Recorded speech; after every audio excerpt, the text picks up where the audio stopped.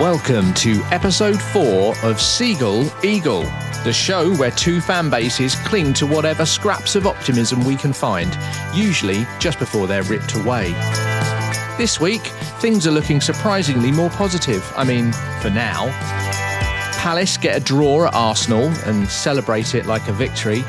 Brighton snatched the win against West Ham, proving patience really is a virtue. Oh, and Palace made it to the FA Cup final. I mean, even I can't believe it. But don't worry, I'm preparing myself for heartbreak.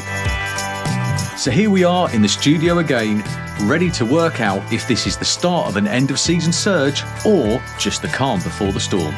So please, make sure you follow us on socials for more rants, wild predictions and the kind of hope that will probably end in tears. So let's get into it, Neil, before it all falls apart again.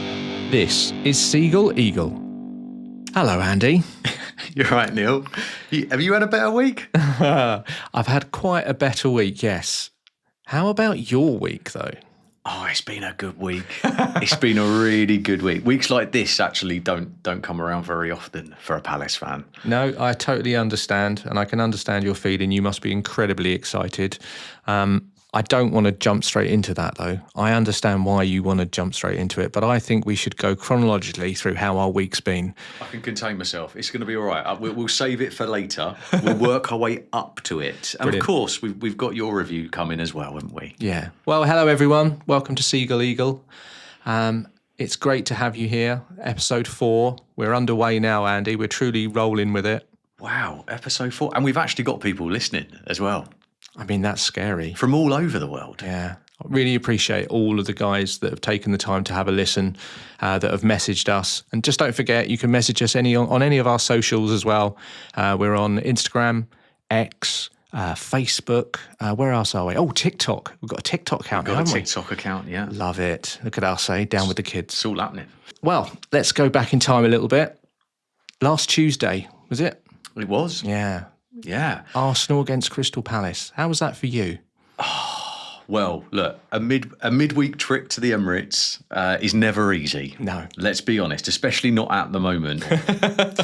So, look, Liverpool fans were gathered to watch to see if they could be crowned champions if Arsenal lost. Even the Liverpool players were watching the game. Yeah, altogether. I heard about that. Yeah, they were ready, weren't they? They really were. Although I don't think they wanted to win the championship like that. No, I get your point, but I mean, it's always nice if someone else does it for you to some degree, though. Yeah. So look, let's get this out of the way. We didn't win. However, it kind of felt like we did. Yeah, no, I saw the celebrations. We were also the better side, I believe, over 90 minutes on their own patch. With one eye on Paris and the other apparently closed, Arsenal stumbled to this 2-2 draw. So I think we put on a show. I really do. And we nearly left with all 3 points. And I'm totally understanding of the fact that this is potentially a biased review. But I do believe we potentially should have won it. So not only did we leave with a point, we also left with possibly William Saliba's dignity too. It was a little bit embarrassing from his part, but we'll get into that. Things didn't start great for us. Inside 3 minutes, we remembered we were playing the Premier League's set-piece masters, and the Arsenal centre-back rose up like a salmon in a balloon factory to loop a header past Dean Henderson. Now, that all happened pretty much before I'd even found the remote and sat down. Yeah, that's the truth of the matter. Was early. Me and Harry were just getting ourselves ready. We turned it on and watched Arsenal celebrating is basically what happened. We were already 1-0 down. So then obviously I watched the replay. At this point, bearing in mind, and I don't want to dwell on this because last week's podcast was all about doom and gloom and shipping in 10 or 11 goals in a week and all this. It was still in the back of my head. And I was thinking to myself, this could possibly be one of them games. Is it going to be another embarrassing away day where our goal difference takes an absolute pounding?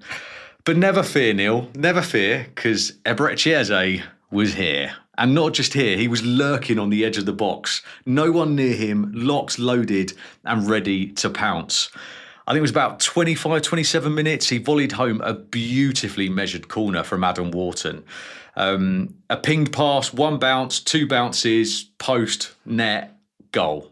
It was a good finish. Well, it was a strange finish, wasn't it? It was one of those you see very few times, but where he hits it and it bounces, and that totally puts off everyone, doesn't it? And so yeah, it was a great try, and it ended up in the back of the net.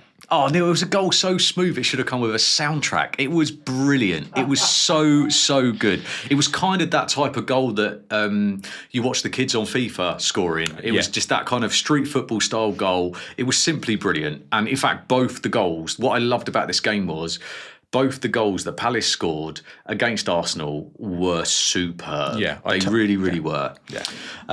Then, without kind of dwelling on it too much, we then had a lot of missed chances, actually. We kind of, we had a bit more possession, which is unlike us. We could have and should have taken the lead after that. Nketiah, eager to prove himself against his old club, spun and shot, but couldn't beat the opposition. Then Devaney had a golden chance, and how he missed that, I just don't know. Bless him. He's come up from the under-21s team this year. He's got himself, and he keeps getting himself into these wonderful positions in front of goal.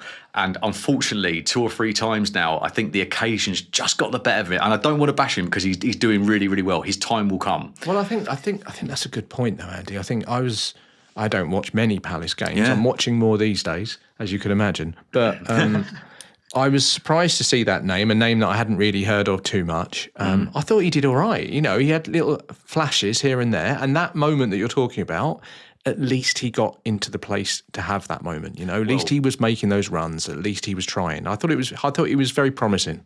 He seems to be he seems to be very in favour with Glasner, and obviously he was in that really successful under-21 team, and he's now come up to the first team, and he's getting given chances, which I love. I love the fact that we've now got a team where people are coming through, because that's what you want to see, right? That's what you want to see.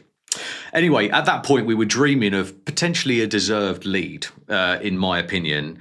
And then Trossard went and did that ridiculous thing that he does, that kind of wiggle, shimmy, shoot, deflection, chaos goal thing that he does. 2-1 lead, Arsenal at the break. Harsh, very, from my perspective. Second half comes, Glasner makes some changes, Sarr and Hughes come on for Eze and Wharton. I think a lot of that was due to the fact that obviously the FA Cup was coming, without going into what happened there. However, fresh legs and fresh chaos from my point of view. You bring on Hughes, I mean, there's, chaos and potentially yellow cards flying all over the place. Suddenly, from my perspective, Arsenal were gasping for air. They didn't know quite what to do, and I don't understand how a team of that calibre couldn't deal with it. Again, Devaney got himself in a brilliant position, tipped it over. Gueye came close. Muniz nodded a beautiful stealth ball across the box. Sarr came flying in, superhero-esque, and inches it was missed by. It was and we close. were looking really good, Neil. Yeah. We were looking really good. I was starting to feel a little bit more confident about the impending FA Cup. And then VAR took a brief break from ruining my weekend to rightly disallow Martinelli's goal. Henderson then, after that, pulled off another worldy save to deny Saka. Henderson is fully on form at the moment and well and truly keeping us in games, which we'll talk about later. At this point, Palace smelt blood. Arsenal just smelt bad. That's where I was at right now. Then the moment came, 87 minutes in, Saliba, under absolutely no stress, served up a hospital pass. And honestly, I think the wonderful thing about this was we were playing a high press, we were giving them no space, and you could see they didn't feel comfortable on the ball. They were nervy. I think what that moment, that goal, that situation showed, I think, was a perfect encapsulation of how much Arsenal were distracted, I think. Yeah. Like, don't get me wrong, Palace, they actually were really good. But that moment, to watch him, Saliba, wasn't it? Yeah. To watch Saliba realise that Mateta's there, take the ball, move away, and then for some reason think, I'll come back now because Mateta's just disappeared. Well, how, what? Like, he just moved one way to get away and then turned back on himself and passed it without really even looking. It was a very strange situation. Well, it's interesting because in the post-match analysis, Mateta was asked about how he knew he would do that because he was so confident that he was going to pass the ball there. And obviously Mateta was sat on the bench for the first, the majority of the game. Sure. And he was sat there watching Saliba and he saw him do that same thing 4 or 5 times before. So he was ready and pouncing. He knew what to do. And there are very few people that are better than Mateta. Oh, that rhymes. In that position. And he wriggled like he was dodging pigeons in the park and lobbed Raya with perfection. It was just an absolutely astounding goal. So much so, he didn't even look. And I had to watch the replay a few times, Neil. And he didn't even look. He knew where the goal was. He knew where the keeper was. Instincts. Yeah, it's the classic, I think it was Brian Clough that said it first when he was trying to coach his strikers. He says, the goal never moves. Yeah. If you get used to knowing where you are on the pitch, the goal never moves. And I thought that was an incredible finish. Incredible finish, just great awareness. Just showed his intelligence on the pitch, which I thought was very good, to be fair. And I don't know whether you remember last week's podcast when we were talking about this previewing this game. And no, I usually fall asleep at that point. Thank you. But all I wanted was a draw. All I wanted for us to get some confidence and kind of get back onto that bit where we're not shipping in goals, we feel confident in attack. And that game was exactly what I wanted it to be. Arsenal were all over the place at the back. I think their eyes were on Paris. And that's 13 draws this season for them. And obviously their title hopes are toast. And that's obviously old news now because we know that for a fact. For Palace, a proper Wembley warm-up, 2 screamers, a late equaliser, a tactical performance that was first class from Glasner from my perspective. And we head into the FA Cup semi-final looking sharper than ever, and Villa await. So to conclude, Neil, no, we didn't win, but you can understand why I was chirpy after that performance, because last time when I was at the Emirates for the League Cup, I believe it was, sitting there as an imposter with my friend who was an Arsenal fan. Did you? We went, You went undercover? I went undercover and... We went 1-0. We went 1-0 up. Mateta scored a brilliant goal, and I can't remember what the scoreline was. I think it was 3-1. I think. Right.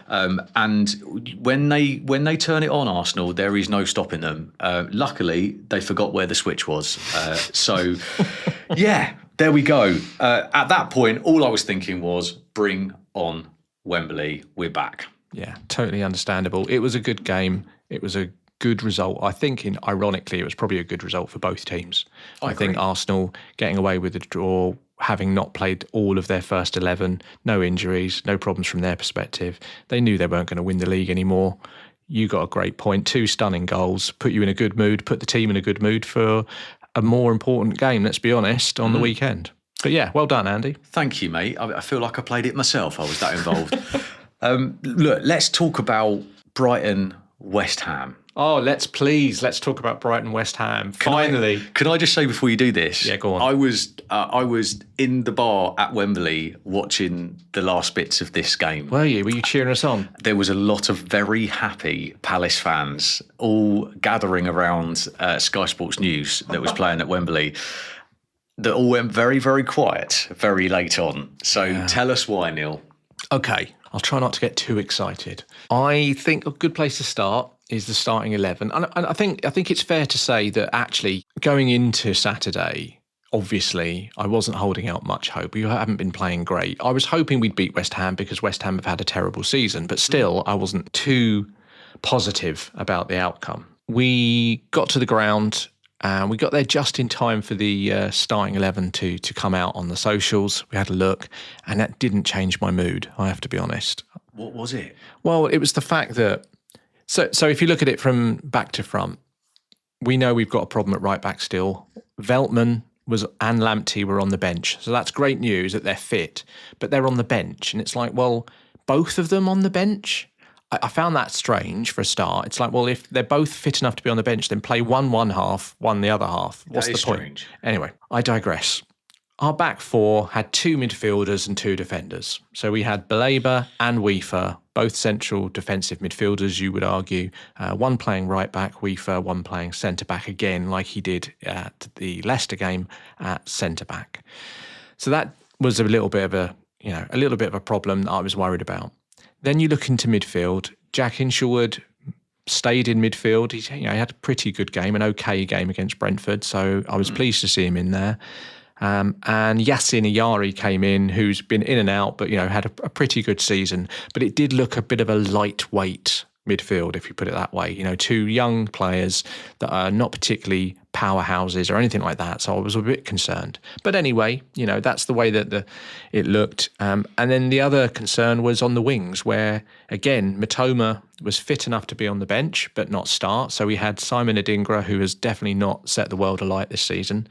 And Solly March, great news for him, actually making his first start in over 18 months. Is he really? Yeah, since that horrible injury that he had.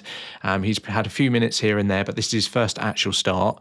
And I'm just, on a personal level, on a people level, it's really good to see him back playing and getting back to some sort of level of full fitness. If I'm being honest, it was obvious he hadn't started for 18 months, bless him. Well, yeah. He was okay, but he looked like he was, he'd run a marathon by about the hour mark. So, but, it was great to see them anyway. Just to conclude then, Neil, so you were concerned about the lineup, Yeah. About defensive, midfield and on the wings. So Apart pretty from much that, what you're saying is that you're happy with who was playing up front. I was happy with the goalkeeper, or at least until about 65 minutes. I was okay. So game starts, and like we normally do, especially at home, there was a little bit of early pressure. We got around the ball, we got around them. It was very clear that West Ham were playing what they've been starting to play the last few weeks, which is a 3-4-3 formation. But when they haven't got the ball, it's much more a 5 at the back, very much a defensive, counter-attacking sort of view. So there's a back 5, then a 4, and then a 1 almost in some respect. Generally speaking, it's a very big wall to try and break through. But we did well. There were some bright moments. When West Ham wanted to, they tried to get out, and they had a couple of moments, but still not much going on from an offensive perspective for West Ham. And then 13 minutes in, it was nice and early, thankfully. We had a couple of efforts around the edge of the box. The ball came out. I think it went over to the left-hand side where Simon Adingra and Estepinian were playing. It basically came out to Yassin Ayari on the edge of the box. Now, nearly everyone in the ground has seen Yassin Ayari this season have quite a few opportunities to score, and he has not scored. He has missed every single one. Over the bar, left of the bar, missed kick, hit a defender, whatever. Yeah. He's had quite a few good opportunities. If you remember back on episode 1 of this podcast, the Palace Brighton game, he had the opportunity right at the last seconds to try and salvage a point. And we all know how that went, don't we? Yeah, we do, yeah. So it came out to him, and me being the expert of football that I am, as I saw him winding up to take a shot, went, no! I was wrong, Andy. Oh. I was very, very wrong. So he made what I can only describe as such a beautiful, curled pass into the net. It was a beautiful shot, just curled over round the goalkeeper, over into the top corner. It was such a lovely, caressed finish. We were all a little bit speechless, I have to be honest, and we were jumping up and down, obviously. I'm very happy for that first 15, 20 minutes. And as time went on, I think, that first half was quite comfortable for us. Yassin Ayari, first ever goal for Albion, sealed that half, and the atmosphere and the Albion players, you could tell it was a positive outlook at that moment. I think all of us were probably thinking, well, we need a second. We never keep a clean sheet. We need a second. And then nearer the end of the half, we did have one opportunity where I think it was Simon Adingra at the end put it in the back of the net, but it was a bit of a melee in the penalty box. But on reflection, when we did score, we all jumped up and then suddenly realised that VAR were looking at it and saw that. And it's a right decision, Matt Sweefer. I don't think there was any. No. It's just obviously when you're in the ground, you're not quite sure what's going on. Of course. But then when you see the response and you see the offside, it's like fair enough. That's just the way it is, isn't it? That took us to half time, and we'd had a good half. At this point, I probably just want to make a special mention to Jack Hinshelwood. I think this performance this week showed us why he's so highly thought of and why he starts in midfield. I think at Albion, he's playing for the England under-21s and they pick him every time at the moment. And it's obvious why his preferred position in midfield. His ability to knit the team together is fantastic.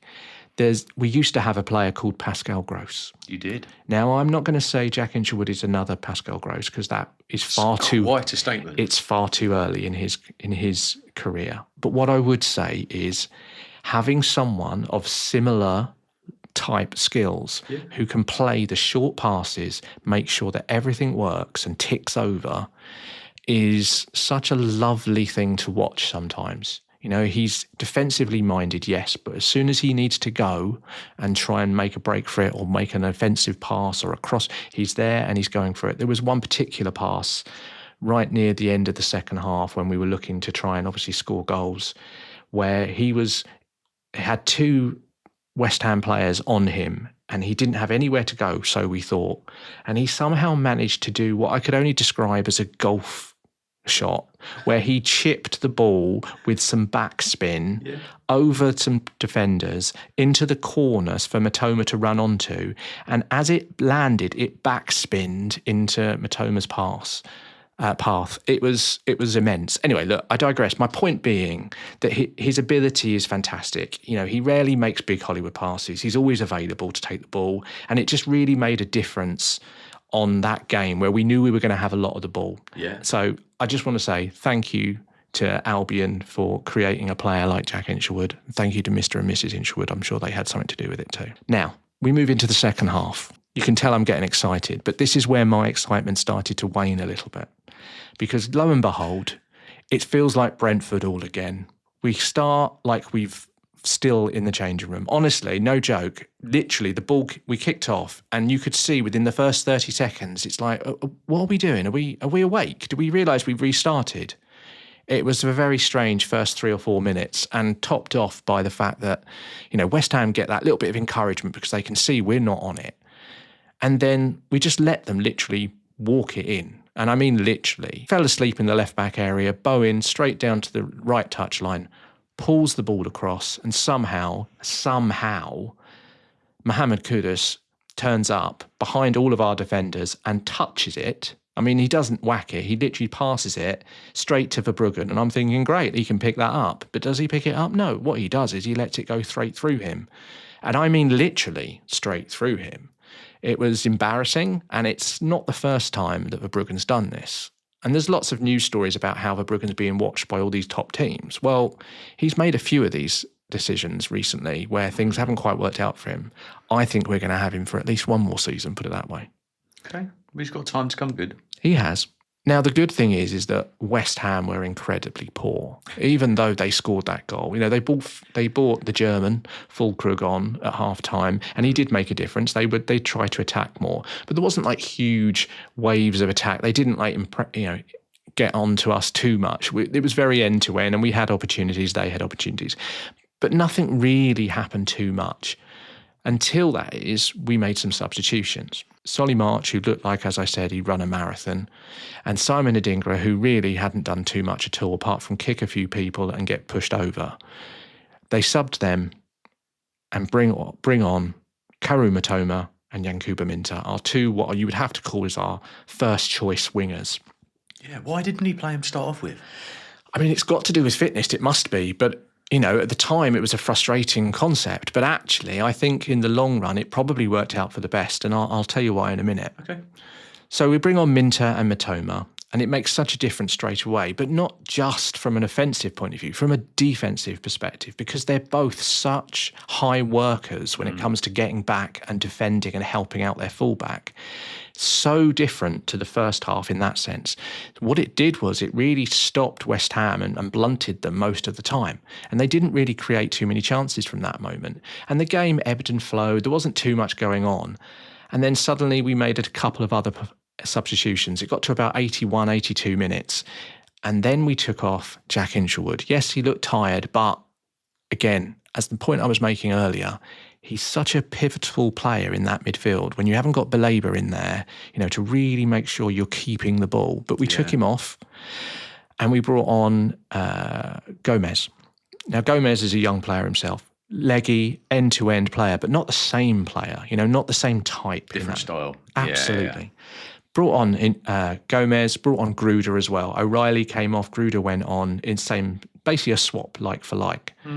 Literally 2 minutes later, Bowen again picks up the ball on that right flank, comes in, and I have to be fair, absolute worldie of a cross. A fantastic He does that cross. so well. Oh, right? You can't give him the space. No, it was a fantastic cross. Came back off his left foot, curled it in. And to be fair, if anyone touching that ball, it was going in the back of the net. It was one of those, even if Dunk had got to it, probably a good chance it might have got in the back of the net. Souček found himself there to score at the back post. And suddenly we're 2-1 down, 83 minutes. And quite rightly, Andy, I'm sure at Wembley, as you were saying, quite a few people jumping up and down. Well, we were, from my perspective, I was looking at it thinking, this is going to help Palace finish above Brighton, especially if Palace start coming good now after, the Arsenal game. And then, of course, my smugness got wiped off my face. Well, I'm glad it bloody did, I'll tell you that. But you left it late. We did, didn't we? We like a late show. So, at the moment where that goal went in, very much like the Leicester game, I started to wonder if this would be the same again, with the players not having the ability to cope with the situation. This time was worse too, because last time this was for a draw. This time we've gone 2-1 down, we're losing. We need 2 goals if we've got even an outside chance of trying to get Europe and keep this into our season. And I suppose that's the point, that maybe the players realise that, I'm not sure. But there were 3 things that I noticed at that point. First one, the crowd. Okay. We were slightly different. So unlike the Leicester game where the air got toxic, this time the fans got quiet for a moment, but then started chanting and encouraging. Second of all, the players themselves, they didn't hide. They actually wanted the ball. And I think what helped was we had Matoma on the pitch rather than tired and subbed off. We had Minter on the pitch rather than tired and subbed off. They weren't rushed in most part. They took their time. Yes, there was a few moments where they thought they were trying to rush around to score a goal, but generally speaking, they took their time. They kept to their way of playing. And then there was also one tactical change as well, which I noticed, which was Hösler decided to swap the wingers over. And what I mean by that is Matoma went onto the right, Minter onto the left. With the midfielders trying to join the attack, what that did was it kept the width completely. The wingers weren't cutting inside. Yeah. They kept the width because West Ham had a 5 and a 4 defending. So it made that West Ham have to spread out. So they kept the ball moving across. They put more crosses in that last 10 minutes probably than they had done in the last 5 weeks, I would say. It's a really clever move, that, from the manager. I mean, it's an old-fashioned move, but it makes sense. It's why back in the 80s, 90s, people played on this inverted winger is a relatively new thing in football. Yeah, went back in time a little bit, played the wingers on the right side, as it were, and we looked like we were going to create chances, and we did create chances. And I think a special note for Brian Gruder, he hasn't had too many opportunities this season. He's come on in the 10 position and ended up with 2 assists in that last 10 minutes. He's worked really hard. He's moved the defence around by his runs. And one of those runs causes an overload on the right-hand side, which actually ends up with the cross coming over to him. He heads the ball over and Matoma puts it in the back of the net to equalise. And that was the 89th minute. Now, at that point, obviously, tails are up, you want to go for it. But there's also a part of your head that's going, yeah, but I've seen this before, and we've let late goals in, the Wolves game being the ultimate one, where we were trying to score another goal and suddenly they come back and score a goal, in the last seconds of the game. So do you stick or twist? What do you do? Well, Fabian Hösler, he never sticks. He always goes for it. And to be fair, the team went for it. And we had another couple of shots. We had about another 3 or 4 corners. So the 4th official puts up the time remaining and he says 3 minutes. 3 minutes. And we were like, well, a point's okay, but I don't think that really helps us with the rest of the season that we've got. 3 minutes to keep your European dream alive, Neil. That's how close it came. Yeah, I know. 3 minutes. But the positive thing was, very much like the Fulham game earlier in the season, we kept going. We didn't become desperate. We kept our shape. We had the wingers putting the ball across. We kept going. We had a few corners in that time as well. And one of those crosses from Mintebin on the left was flashed across, and it came out to the other side to where Brian Gruder was. He picked up the ball and passes it to Carlos Baleba. Oh. Now, I have to be honest, with 64 seconds remaining in added time, when he hit that ball, as you can imagine, it's like when a penalty or something happens, there's screaming, but there's also a moment of silence. He hits the ball, and just for a split second, there's a complete... And then the whole place... It was the release of pressure, I suppose, when that goal went in. It was like Mentos in a Coke bottle. It was a volcanic eruption of joy, Andy. That's what it was. Yes, Neil. Do you know what? I can imagine it. And also, I think... It was a superb... pains me to say, it was a superb goal. Yeah, it was a really, really good goal. One of my favourite moments of watching the highlights of that game was... Did you see the keeper after he scored it? Yeah. Just brilliant. He literally just stood there with his legs apart and his arms down, and he watches it go past him. And then he finally manages to pluck up some kind of energy to lift his hands up to kind of like, obviously you can't see what I'm doing here, but he's kind of got his hands up in the air as if he's kind of some kind of praying thing to the gods. And just like, what on earth? And at that exact point, he lifts his arms up. 3 of their defence dropped to the floor as if like, wow, what's happened here? And obviously West Ham ain't having a great time, but just brilliant. It was a great moment. And, part of the reason the keeper didn't move was because they had so many players behind the ball. He didn't even see it until it was too late, and half of that is their fault in some respects. If they decide to put a brick wall up, well, if they leave a hole, I mean, to be fair, when you saw the angle from behind the goal for the other goal, you could see how much it curled. I mean, it was just a fantastic finish, full stop. Even if he had moved, Neil, he wouldn't have got anywhere near that. It's one of them goals that, it's going to be remembered, that one. Yeah. Fair play. Absolutely. And I wonder, just as a closing point, I wonder how important that last 10 minutes on Saturday will prove to be come the end of the season, with people's mentality and just everything that encapsulated. I really hope it means something. Well, do you know what? It means something right now, Neil, because today marks an important milestone in our podcasting career. Because, believe it or not, episode 4 now. Today marks the first podcast where you can celebrate a Brighton win.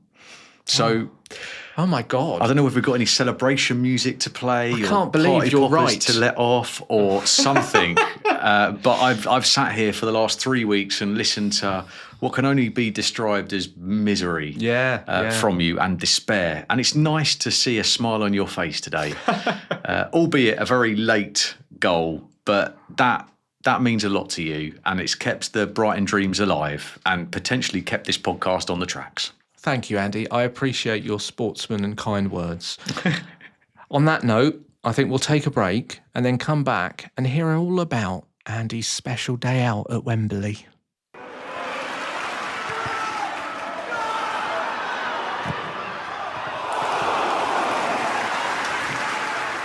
Welcome back to Seagull Eagle podcast. I don't think I can put it off any longer, Andy. I think it's time. It's time to hear all about your lovely day out at Wembley Stadium on Saturday. Oh, Neil, what a day it was. Do you know, I literally restrained myself from turning up here with my flag and in full Palace kit. Oh, you should presented you with the programme. I could have done it all. In fact, I was saying to you earlier, wasn't I, that my son Harry, who came with me, he's had a lovely week, and he said to me the other day he bought a flag from Wembley, this massive 1 metre flag on a big stick. And he was going to wave it at your camera outside your driveway yesterday. So I restrained him from doing that. Well, I appreciate that. I do. Yeah. I also appreciate the braveness, and that's what it's about, isn't it? Rivalry. Absolutely. That's what everything's about in that sense with the sport, and Absolutely. I'm here for it, mate. It's not a problem. Well, Brighton fans, please, I apologise because you will have your moments genuinely going forward in this podcast, and I apologise for this, but we have to talk about Palace Villa, FA Cup semi-final at Wembley. First thing I want to talk about is the atmosphere, because it was quite something. Even outside of the stadium, from the early morning, Palace fans were everywhere.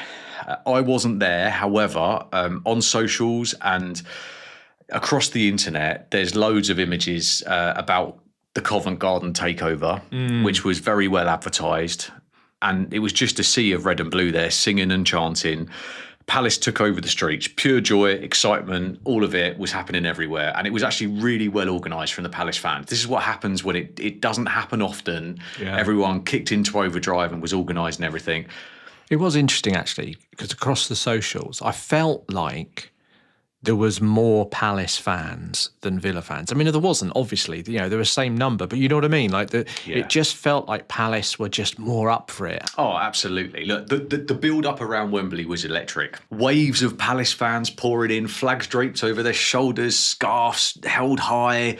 There really was a special buzz outside that stadium. And the kind of buzz you only get when, truthfully, something potentially special is about to happen, and you really hope that is the case. Also, what I loved, without getting too deep into this, was I've been talking to people that I would never talk to. I was sat there having a conversation. I go to Selhurst Park every week, and there's this guy who sits next to me, and all we've exchanged, all right, hello again. Bye. That's pretty much it. And I've sat next to him 20 odd times. Yeah. Now, at Wembley, immediate full-blown conversation with everybody around us. Isn't this exciting? What an atmosphere. Have you been here before? Isn't it a great day out for the kids? All of that. I think it's kind of opened up this just wonderful day of excitement for everybody. 35,500 Palace fans. Man City fans, listen up carefully, because I don't think you quite brought that many people on Sunday. 35,500 Palace fans, absolutely packed in our end. An endless wall of red and blue, and everyone was really up for the day. The noise was on another level. It was amazing. For me and my son Harry, it was an unforgettable day. As I said to you in the bonus pod when we were talking about the build-up to this, it was our first trip to Wembley together, our first time feeling that volume, that passion and that togetherness. Yeah. First time my son's been in a stadium of that size. I mean, just walking through to see his face was amazing. Seeing his face as the crowd roared and the flags waved. Like, I know I'm getting emotional here, but it really is a memory that I certainly will never forget. It's something a dad always wants to do with their kid. Absolutely. Take them to Wembley to see their team. Or a mum. Or a mum. I can only speak from a dad's point of view, though, of course. So the game. Right, opening 10 minutes, both teams were politely passing sideways like a chess match for me, really. There was a little bit of a nervousness, but it didn't really show too much. But no one really showed their hand, I don't think, in the first 10 minutes. Then we had our first chance. Mateta, in essence, bullies Konsa, scores, but the ref says, no fun allowed here, as the Palace fans are going absolutely mad. He rules it out. Now, looking back at it, and funny enough, the first thing that my family said to me as I walked through the door, they were like, they should never have ruled out that first goal. And I was like, it doesn't matter. It doesn't matter. However, if it had come down to it, I would have been livid, because actually I think it was an absolute fair challenge. It was a very, very strange situation. And we're back at that same place again at the beginning of the season where the whole referee's decision, unless it's absolutely horrendous, that they stick with it. And I don't think they've got the margins right. Nah. But anyway, we won't worry about that, because instead of talking about the first chance, let's talk about the first goal. 31 minutes. Eze with an absolute thunderbolt. Sarr teed up Eze beautifully, and Eze just strikes it straight into the top bins. I've watched it over and over again on repeat.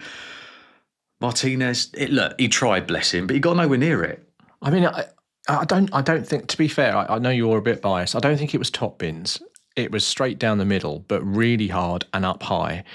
I was expecting Martinez to get something on it because he's a great keeper. But yeah, you're right. Like, he just couldn't touch it. It was just so quick. It was past him. Yeah, it really was. And when Eze smashed it in, at that point, we were still kind of inwardly reeling from the Mateta moment, thinking, is it going to be one of these games, right? This is the talking point that we're all going to talk about forever. And it happened. And there was that little moment of silence where, and I think what completely and utterly kind of threw me was that Eze kind of just stood there. And because he just stood there, I was like, and then all of a sudden it erupted and I jumped up like an overexcited toddler, Neil, so high. I was sat on the end seat next to some steps. And I jumped up so high that I nearly launched myself down the entire terrace of steps, like a rogue shopping trolley or something. I just don't understand what happened. All I do remember is at the end of it thinking, I nearly died. However, it did not matter. So far, an absolute fairy tale. Mitchell then missed from about 4 inches, somehow kicking absolute fresh air. The more you replay that, the more he will never want to see that again. However, he's forgiven and we move on. Do not worry. Mitchell's another fine example of someone who gets himself into some wonderful positions, but potentially shouldn't be there when it comes to actually making that final shot. I think that's the thing, though, isn't it? With playing that formation and having wing backs, the dilemma is always: do you have a defender or do you have an attacker on the wing? You know, and I think sometimes it works one way or the other, and it's very rare to find a player that can do both. So Tarek Mitchell, he's a left back. He's playing wing back. You get what you're given in that sense. He's doing well, but he's doing really well. It was just a moment that just didn't quite work for him. No, absolutely. And you're right, it's absolutely tricky. So then for Villa at that point, a couple of headers, Henderson caught them like he was plucking apples off a tree, Neil. It looks like Henderson, it didn't matter what was coming his way. He was in the zone, right? He's been there a few times, obviously, with Man U. He's been there with England. So, yeah, I think he felt quite comfortable. He was having the game of his life, and this was only the start of it. So then we go in at half-time. The second half happens. Villa started fast. Henderson tips a McGinn volley over like it's nothing again, and that should have probably been a goal. But no, Henderson wasn't having any of it. Another worldy save. Then comes the penalty. Now, this is a really interesting situation. So Eze got brought down, Palace penalty. At that point, where I was sat, kind of at one of the corner flags, really, kind of looking down, everyone around me was like, we knew it was going to VAR, and we all thought, no chance. What did we know? From the angle we were at, it looked like he'd made the most of it, actually. When you look at it from the other angle, okay, do you know what? I wouldn't say clear-cut penalty, but there wasn't enough. It's another one, isn't exactly. It? It's that one situation again. So at this point, really funny, because the people that we were sat next to, the bloke had obviously been at Covent Garden and everywhere else by the look of it for the last 3 days. And at this point, he decides, just before the penalties awarded, that he needs to go to toilet because he's about to wee himself. So he gets up and goes to toilet just before the penalty, which is the strangest decision I've ever seen in my life. Just to be clear, he goes for a wee when he knows there's going to be a penalty. The penalty is given. Well, he thinks that VAR is going to take that long that he can get back in time, right? So this is what happens. So he's gone. Just bear that in mind. So then penalties awarded. We're all like, oh, hang on a minute. I'm ready. And I make sure that I'm positioned correctly this time to jump up so I don't fall down the steps. Mateta steps up. I then jump up to celebrate, thinking he's scored, because the angle I'm at is the opposite side to where he shoots it. Right. And then I realise, after celebrating hard, like half of the stadium did, because they didn't see it properly, that it actually bounced off the advertising boards. An embarrassing moment for me, a little bit embarrassing for Mateta. However, not quite as embarrassing as Eze's penalty from the previous week. So then Sarr decides enough is enough at that point. And this is where the mental side of the game comes in, right? You've just missed a penalty, FA Cup semi-final, everyone in the world's watching. That's where the game can turn. And normally for us, where it could mentally turn. Sarr decides enough is enough, and he smashes one from downtown into the bottom corner from absolutely nowhere. Palace are 2-0 up. At this point, Neil, my mate, who spent the morning at Covent Garden and the previous 3 days drinking, at this point, he's come back from his wee, and he's thinking everyone's celebrating the penalty. He's completely oblivious that we missed the penalty and that it's happened that quick. That's what's happened. That's how long it took him to have a wee. Yeah. I mean, that's how much he drunk. Anyway, we won't focus on his toilet habits. Please not. But at this point, 2-0 up, Wembley enters full-on carnival mode. It's too good to be true, right? It's interesting, isn't it? Because you get to Wembley, you get to a semi-final, you're expecting a tense affair, and I'm sure it was tense, but to be 2 up, I mean, that's a pretty comfortable position to be in some respects. You can feel quite happy to be in that position. Well, yeah. But also, there's this, being a Palace supporter, Neil, it doesn't matter if you're 3-0 up or 4-0 up, you still, and I don't know whether Brighton, you still have that. It's that Absolutely. kind of ingrained from me as a child. Yeah. You're just thinking that you're going to go down to that 10-man defence again and just let them come at you for the rest of it. Yeah. But obviously, that's not how we do it these days. Anyway, for the final 10 minutes then, Villa threw on everything. Yeah. Bailey, Tielemans, and even the kitchen sink, but nothing stuck from my perspective. Mateta defending like a man possessed. Yes, defending like a man possessed. Forget being a striker. Give him a number 5 shirt. He was brilliant all over the park. 90 minutes approaches and the board is raised. And this was probably the biggest shock of it, that somehow they managed to add 7 minutes onto that game. I don't believe that VAR was 7 minutes. But anyway, it doesn't matter. Now, Sarr then strikes again in the 95th minute. And at this point, I do feel sorry for Sarr because Eze had already been announced in the stadium as the man of the match. Quite rightly at that point. Yeah. And then, of course, Nketiah, who comes on for Mateta, intercepts the ball brilliantly, doing what we do, pressing high. And there's that thing that we do where you go from 1 attacker to 3 attackers and kind of just overload that defence at the back, which is why we kept that pressure on them defence and kind of made them really shaky. And obviously when he intercepted that ball and played a beautiful pass through, Sarr goes full-on roadrunner and slots it past Martinez. And obviously game, set, match, right? 3-0. And let's be honest, even Eze in the post-match interview basically said to everybody that he was going to give him the trophy, is what he said, because he was like, I don't deserve this now. This is his game. Yeah. All rivalry aside, Andy, I think trying to be as fair as I can, it was a really good performance from Crystal Palace. When you look at how the game played out, I don't think your manager would be any more happy to say that this was exactly how he wanted it to be.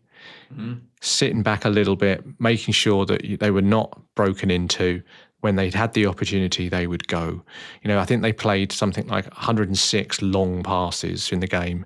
The tactic was there. Use the pace, use Mateta, get over the top of Villa. I think Villa ended up with 70% possession. They did, yeah. And that's a huge amount for any game, let alone an FA Cup semi-final, and to not win. It didn't feel like 70% possession from Villa, though, which was interesting. I was shocked when I saw that stuff. But I think that's because of the quality of the attack. So when Palace had the ball, they made it count. Yeah. I think we're seeing this generally. I won't get into the whole thing now, but we're seeing that across the board now in football. Possession isn't anymore as important as it used to be. Doesn't win your games. No, exactly. Villa had 16 shots, as you quite rightly point out. They threw the kitchen sink. No goals, though, from 16 shots is, it's just not good enough. They didn't quite look themselves, Villa. Usually they're a little bit more decisive, a little bit more knife through butter. They go straight for the jugular. Just didn't quite look themselves. A few players missing. But generally speaking, I'm not going to take anything away from Palace. They were very, very good. And at the end of the day, they deserve to go through to the final. Thank you, Neil. And I think, look, Palace just wanted it more. Yeah, you could just see like the intensity of the play, the winning of the second balls in midfield, the snatching of the ball across the pitch, and just I felt like Villa just didn't. We made them uncomfortable because they didn't feel like they had any space to play in. Well, I mean, you alluded to it last week in the pod as well, saying you've had a good season against Villa. And now you add this to it. I mean, what are the stats now for this season? Well, 1-3, drawn 1 against Villa this year. We've scored 11 goals against them. There you go. It's embarrassing. Yeah. And one thing that I did, I don't want to kind of make this whole pod into this game, but one funny thing that I did Really? see, Are you sure I you really don't? don't, honestly.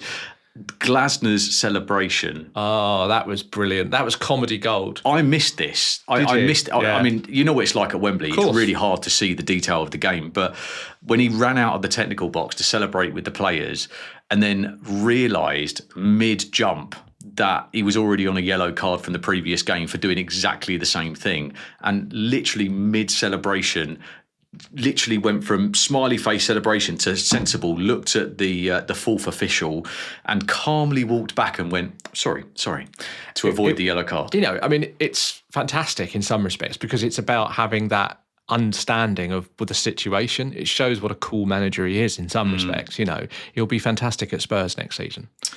No way, mate. No way. Because do you know what he's going to be doing? He's going to be playing in Europe with Palace. Oh. That's what he's going to be doing. And he's going to get exactly what he wanted to achieve. Well, so, look, to summarise, Palace players, they wanted it more. They were pressing with intensity, challenging for every ball and working hard. Glasner, tactical genius. Palace fans still singing 3 hours later, still losing their voices, still smiling like lottery winners. Me and my son, first Wembley trip, first FA Cup semi-final, first dose of full-blown Palace magic. Next stop, Neil, Wembley for the final. And as you said, possible European football. All they've got to do now is beat the other finalists in the final. Now, who made it through? I'm trying to let me just check. Semi-final to Sunday.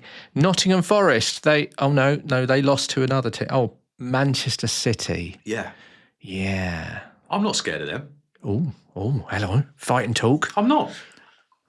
Honestly, if we play like we did on Saturday against that Man City team that I saw play against Forest on Sunday, we've got nothing to be scared of. And if you play like you did against Manchester City the previous Saturday... Well, look, we went 2-0 up against them, didn't we? We've just got to make sure that we don't do the other bit. Look, Glasner said at the end of the Man City game, he whispered in Pep's ear and said, you got me this time, but you won't get us again. And he knew potentially we'd be meeting them in the final. So it's a grudge match. And do you know what? The one thing, I know we'll talk about the game now, but the one thing I got out of that game actually, and it wasn't just me that said it, it was the other people I was watching it with. The other semi-final you're talking about? Yeah, the other semi-final. It didn't look Man City was celebrating the win at the end. No. It didn't look like they cared that much, or their fans cared that much even, about the win. Like, you compare the glory of Palace winning that semi-final and the passion and the way that had been built up. Man City were just going through this normal process of it's another time at Wembley. And look, and that comes with the stature of Man City, right? I just think that put Palace on form, hopefully, against that team, Palace are going to want it more. I understand the point. I really do. And I think what you've got to think about with Man City is, you're right, they didn't celebrate because they're running on fear. So they're having to win this. Yeah. They've got to win the FA Cup to have a trophy. You know, when you think about how good this Manchester City have been over the last 6, 7, 8 seasons, to not win a trophy, Pep hasn't done that since his very first season. So they've got to win a trophy, really. That is just the norm. This is the only opportunity they have. And I know what you're saying, that they didn't celebrate it. I looked at it a little bit differently. I looked at it that they were just focused. They knew they had to win. Job done. Move on. Let's get to the final. And I think they're going to be used to that environment. Oh, they will. They'll be comfortable. Pep will possibly do the one thing, though, that he's known for doing in finals and last important games, which is overthink it and possibly make a change that he doesn't need to do. And if that happens, you're quite right that Glasner has proven so far this season that he's a tactician, that he understands the game, that he, of course, understands the game, but that he understands sometimes that things need to change and there are different ways to win a football match. He proved that in the semi-final. He's got Man City. It will be tough, but anything can happen in a final, Andy. And anything can happen in the FA Cup. It's on the day, what will happen, we will find out. But do we fear them? I don't think we do, because I think that as long as we turn up on that day, we've got a chance. I'll tell you what we'll do. We'll put a pin in that, because I think this needs a bonus pod nearer the FA Cup final. Oh, God, I can't believe I'm saying that. Oh, look. I mean, you don't have to ask me twice. Right, yeah, I'm sure. Let's put a pin in it. Let's move on. Let's have a quick squiz through the other games happening this weekend in the Premier League. Right, here we go. Chelsea 1, Everton 0. So, yeah, I mean, look, Nicholas Jackson back on the score sheet after 13. I am for real. I love that song. I didn't know what was happening then. Do you know? I love that song. 13 matches, goalless, and he scored. So fair play to him. Chelsea were the better side. Everton sitting in the last bit of the game. Unlucky, I thought, really, not to get a point, actually. Yeah, no, it was unlucky in the end. I mean, the last sort of 10, 15 minutes, they opened up a bit and tried to score a goal. They had close moments, but I mean, end of the day, Chelsea win, boring, let's move on. Exactly. Newcastle 3, Ipswich 0. So Isak's goal nil means that he now moves ahead of Haaland in the most goals scored, just behind Salah. So he is on fire. He's got 22 goals, which is now level with Shearer's Newcastle record in 2003. So he's only got to get another one, and then he's surpass Shearer. I mean, that surpass Shearer in anything, right? Yeah, I know. I agree. He's had a fantastic season. He's had a fantastic couple of seasons, and you know they're in fantastic form.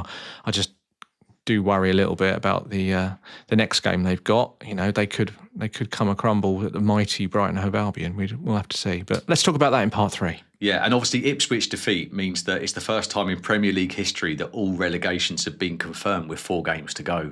Yeah, it's been a poor turnout, let's be honest. Really poor. It'll be interesting to see what happens next season. Let's talk about that also in part 3. Absolutely.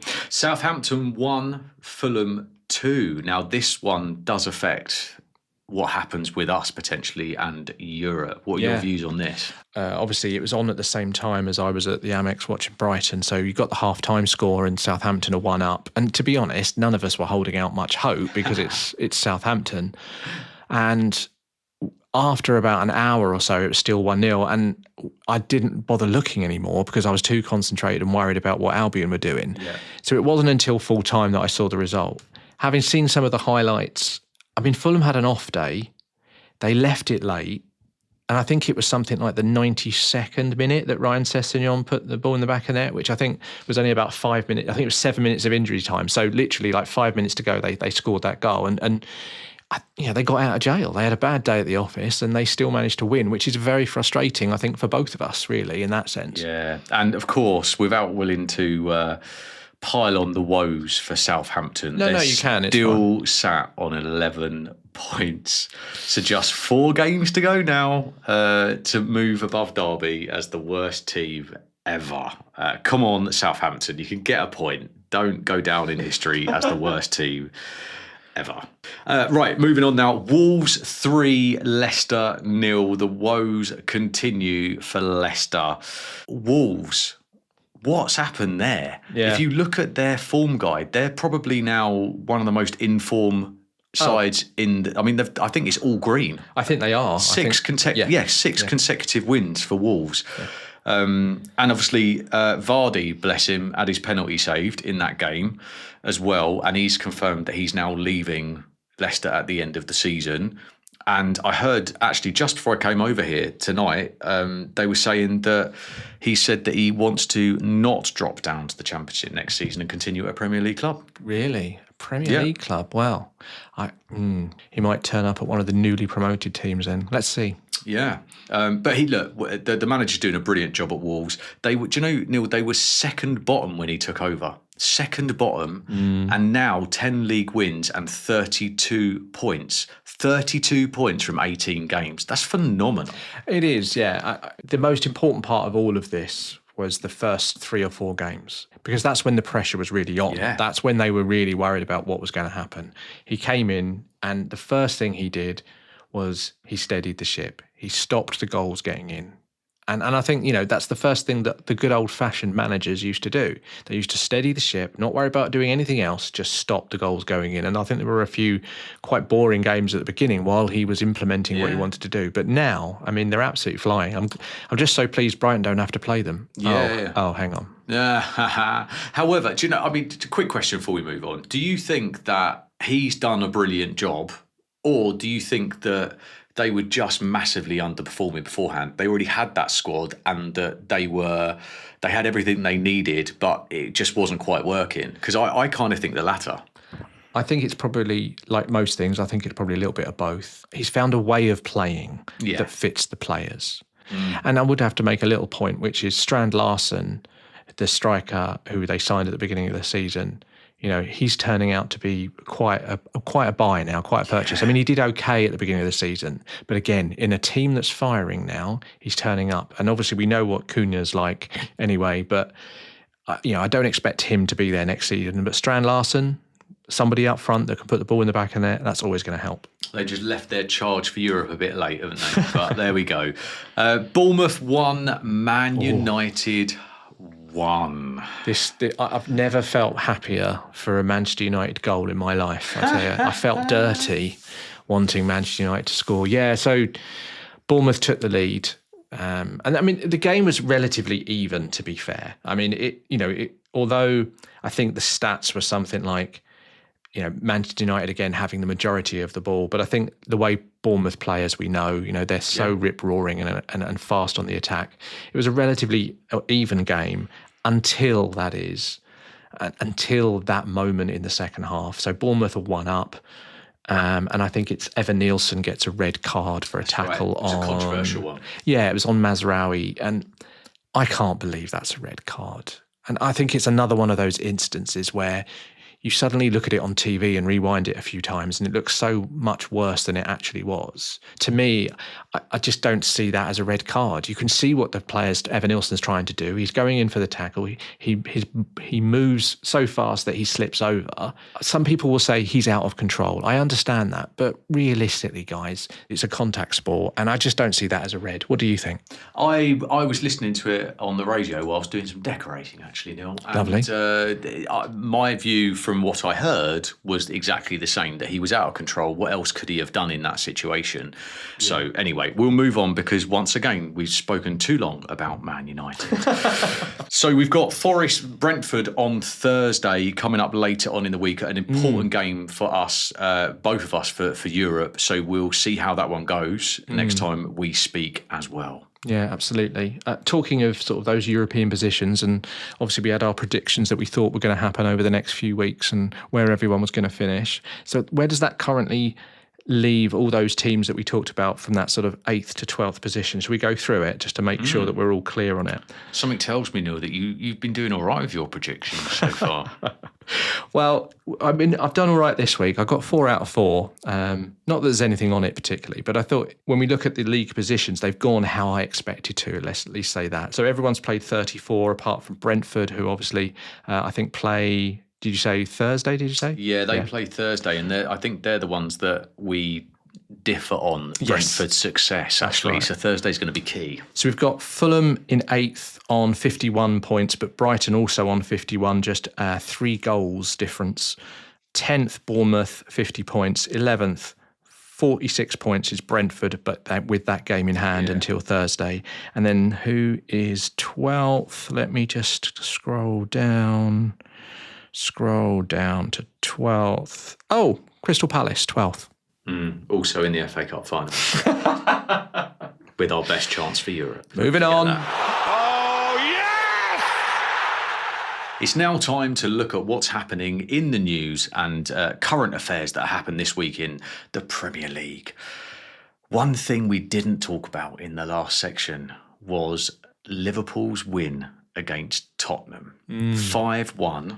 Obviously, they went 1-0 down, ended up winning 5-1. Everyone was thinking there was going to be a bit of an upset and they were going to have to wait another week. But then they realised it was Spurs.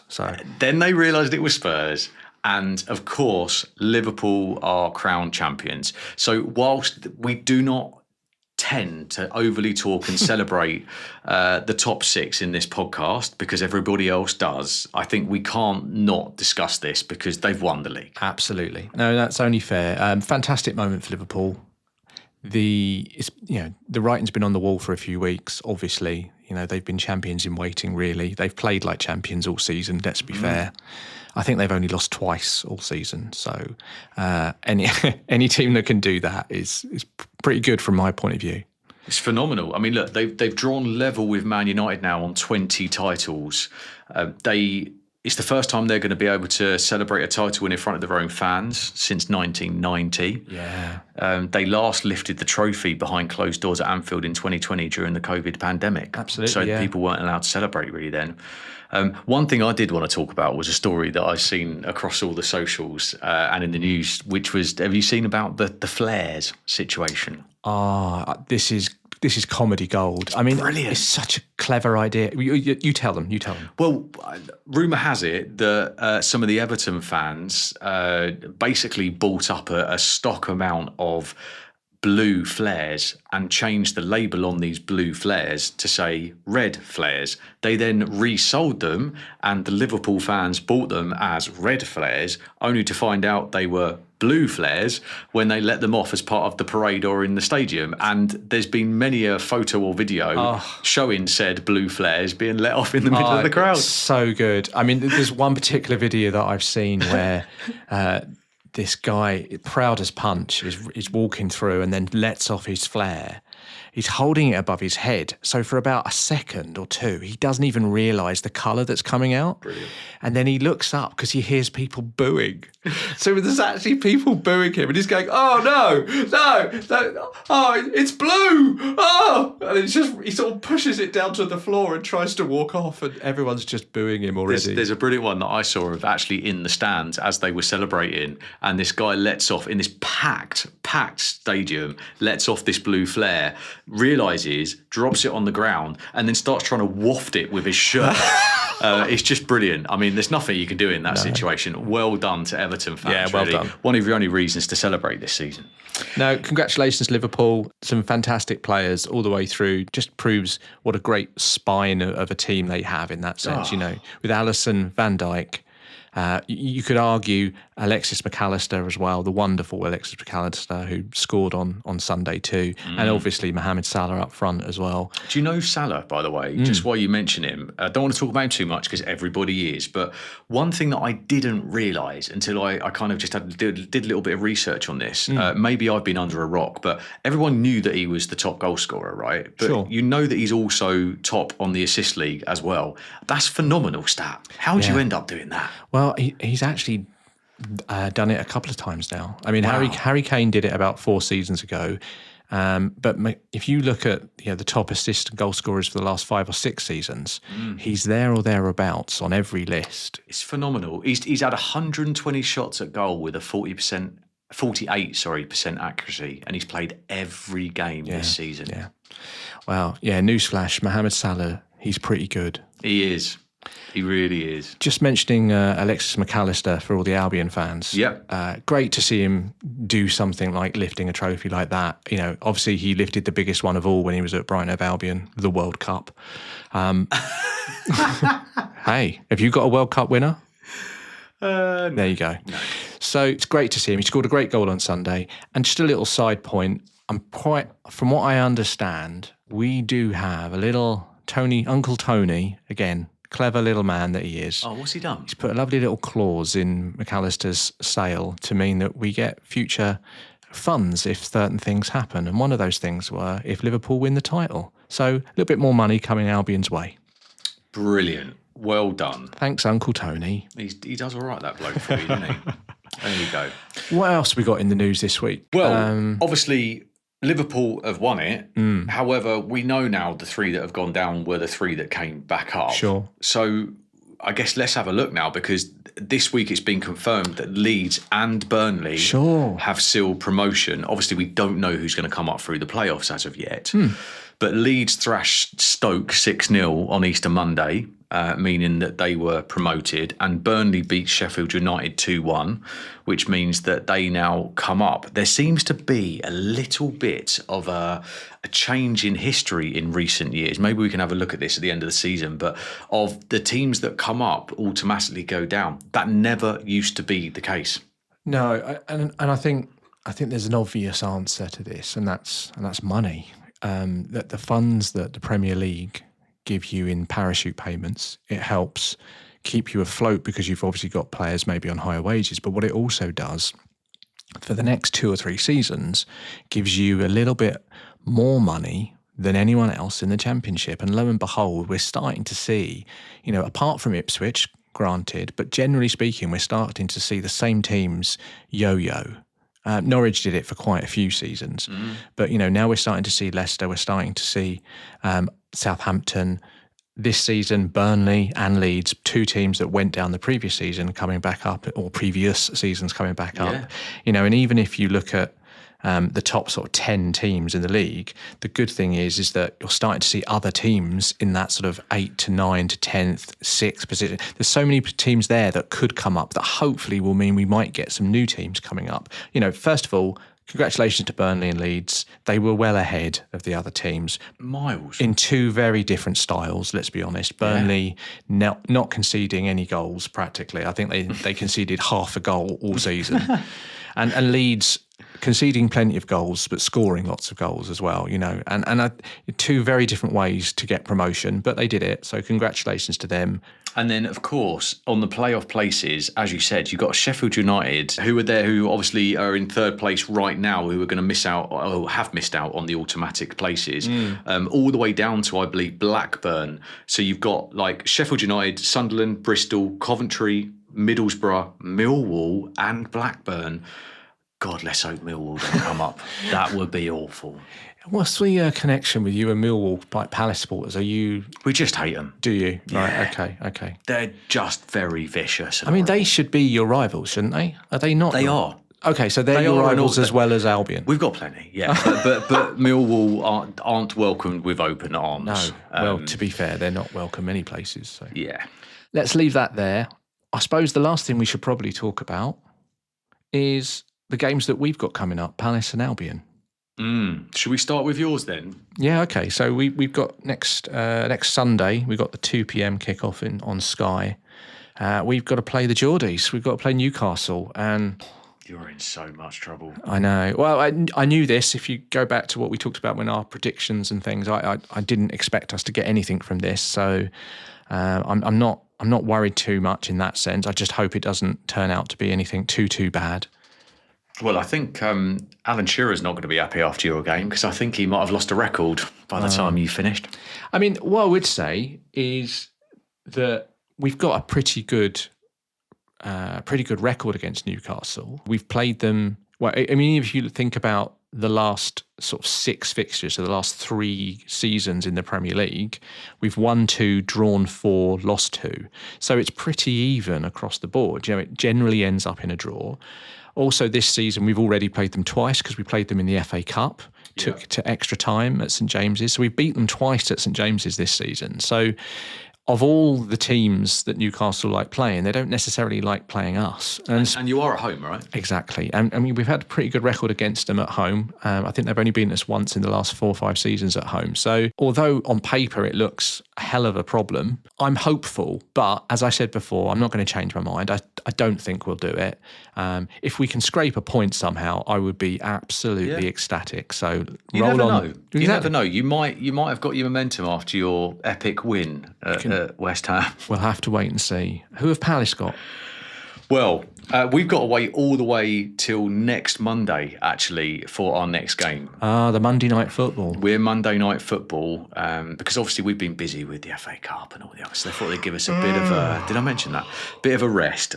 So we've got Forest, which it's a tricky one. It's also a really tricky one to predict a game over a week away. Yeah, I agree. Obviously recording this on a Monday night currently, so it's a whole week away.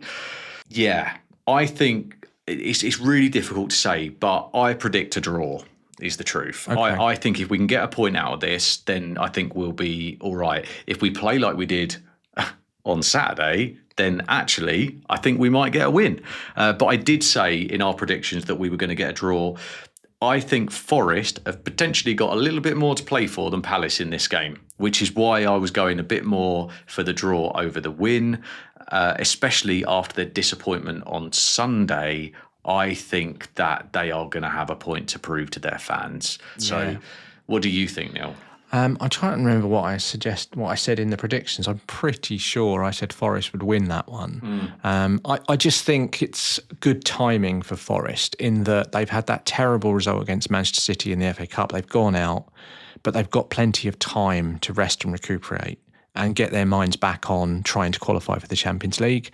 The great thing about football is that when you're disappointed, there's always a next game, you know, and I think they've got a real opportunity to get Champions League, and ultimately that would be a fantastic result for Nottingham Forest. So I still think they'll be on it, and what will be the most interesting thing on the whole game, I think, is who will have the football, because both teams don't want it. So when they kick off, are they just going to leave the ball in the middle and both teams just stand either side waiting for someone else to take it? It'll be interesting to watch. Yeah, that's a really good point, actually. From a tactical perspective, what's going to happen? Let's find out. But as I say, for me, it's a little bit too far away to try and work out what's going on with that one. And that's a wrap for episode 4 of Seagull Eagle. Thanks for joining us, whether you're soaring high with Palace or swooping in from the Brighton end. We appreciate every single one of you. Don't forget to hit subscribe so you never miss an episode again. And follow us on TikTok, Facebook, Instagram and X for all the extra chaos. Got something to say? Good, we want to hear it. So drop us an email at seagulleaglepodcast@gmail.com. We'll be back soon with more banter, big opinions and even bigger meltdowns. Until next time, up the Eagles! Seagull!